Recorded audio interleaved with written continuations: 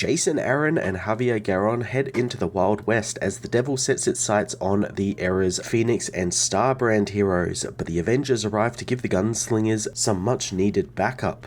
Jason Aaron continues his insanely fun time travel Mephisto storyline with an issue set in the Wild West. Unlike the last issue, however, we aren't focusing on just one new character, instead following two users of the Phoenix and Starbrand, and unfortunately because of that, a lot of the cool backstory is left on the cutting room floor, especially compared to last issue's Soldier Supreme and the tidbits we got about him and his fight against Mephisto. So it's a little bit of a letdown in that regard, but the switch into just pure action and Wild West gunslinging cowboy action at that kind of makes up for it a little bit, and the simplicity of the premise, the devil hunting the heroes from throughout time, makes up for some fun one-off stories with a little bit of a loose connection with one another as Aaron builds towards the big showdown with the Prime Mephisto.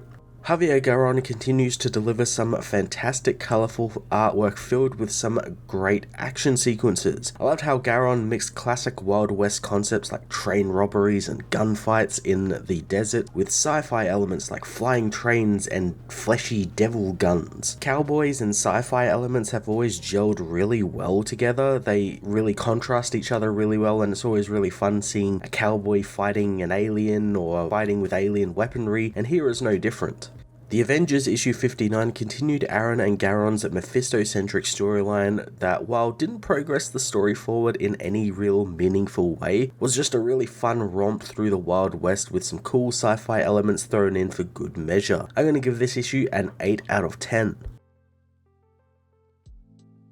The Avengers issue 59 heads into the dark Wild West of 1868, where a being talks about a tale told around campfires about how at a crossroads near a hanging tree, at a shade past midnight, you might find a person there looking to make a deal. The hanging corpse asks Mr. Dredge if they have a deal, and the gunfighter asks if he really will become the fastest gunfighter in all of Arizona, and it won't cost him 1 cent. So the devil tells him that he will strike as fast as a rattlesnake, showing him the contract he's already drawn up about it. The man takes the contract, not feeling any different, but the corpse tells the man to try his own gun since it's killed more men than the plagues of Egypt. The man takes the corpse's fleshy gun, accepting the deal as the gun begins transforming him. Elsewhere, Reno, Phoenix, and the Starbrand kid pursue a she-ass sky train loaded with fresh slaves. Reno knows that they are headed for deep space, and in 50 miles they'll be out of Earth's orbits, so they need to hurry. The Starbrand kid sees the 3 warbirds in orbit waiting to escort the train, letting loose with his Starbrand 6-shooter and destroying them all. Reno's lasso hits the train, demanding that it stop in the name of the Phoenix as it topples onto the ground. The gunfighters rip open the train carriages, freeing the enslaved people inside, but soon they are besieged by some red scarf-wearing bandits. Starbrand Kid fires back at the devil's minions as one lassos a group of the slaves and flies off with them, prompting Reno to give chase, telling the kid to stay alive. Starbrand Kid confronts the bandits, who have all heard of his legend and how his gun is loaded with pieces of space rock. The kid fires his twin guns, taking them all down, but in the process is wounded by their devil bullets. More bandits soon arrive, opening fire with their fleshy devil guns as Reno continues her pursuit of the captured people, telling Phoenix to go faster. She finds that she can't risk shooting the other rider since she might hit the people as her horse rears. Reno finds herself surrounded by bandits somehow in the clouds, but the hero doesn't back down, retrieving her shotgun full of Phoenix buckshot to take the fight to them. Reno guns the men down, but even more take their place, showering her with a hail of bullets as she notices the bandits' guns are hell-forged, made by the devil himself. She tells her horse to continue to ride as they will fight to the last ember of the Phoenix. Reno soon hears the beating of mighty wings as Valkyrie and Echo arrive, backing the hero up on their own horses and taking out the rest of the devil's bandits. While not saying anything to her new partners, Reno knows that Echo has the Phoenix as well, and together they are going to burn brighter. Starbrand Kid meanwhile finishes off the bandits but continues to suffer from his injuries, wondering what kind of devilish bullets he's being shot with. Mr. Dredge appears with the rest of his gang, telling the kid that he made a deal with the devil and owes one last ride. The man said he had to kill the Starbrand Kid, and it just so happens he and his gang were going to do that anyway. Iron Man and Thor arrive, telling the